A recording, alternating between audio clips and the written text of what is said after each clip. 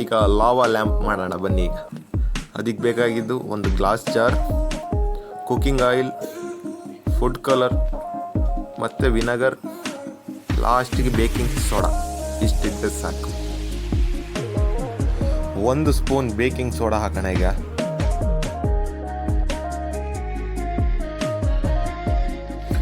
ಒಂದು ಅರ್ಧ ಜಾರ್ ಈಗ ಕುಕ್ಕಿಂಗ್ ಆಯಿಲ್ ಹಾಕೋಣ. ಈಗ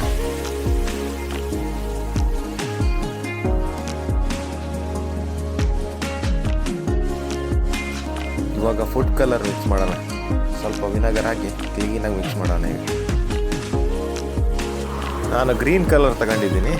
ಇವಾಗ ನೋಡಿ ಫ್ರೆಂಡ್ಸ್, ಈಗ ವಿನೆಗರನ್ನು ನಿಧಾನ ಕುಕ್ಕಿಂಗ್ ಆಯಿಲಿಗೆ ಹಾಕೋಣ ಬನ್ನಿ. ಈಗ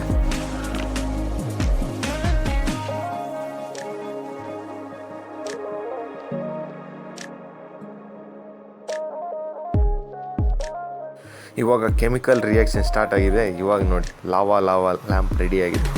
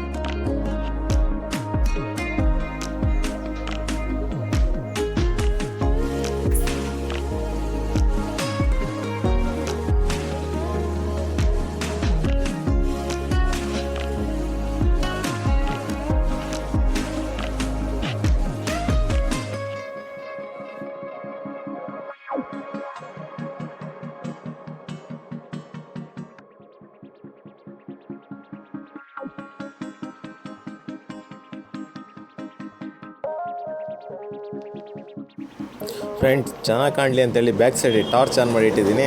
ಇವಾಗ ನೋಡಿ ಹೆಂಗೆ ಕಾಣಿಸ್ತಿದೆ ಅಂತ.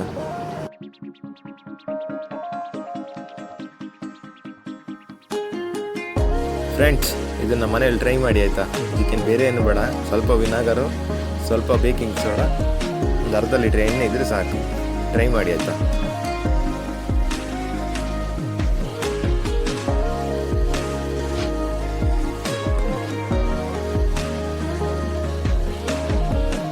ಫ್ರೆಂಡ್ಸ್, ಇದೇ ಥರ ಇನ್ನೊಂದು ವಿಡಿಯೋ ಜೊತೆ ಮತ್ತೆ ಬರ್ತೀನಿ. ಅಲ್ಲಿ ತನಕ ವಿಡಿಯೋನ ಲೈಕ್ ಮಾಡಿ, ಶೇರ್ ಮಾಡಿ, ಸಬ್ಸ್ಕ್ರೈಬ್ ಮಾಡಿ. ಬಾಯ್.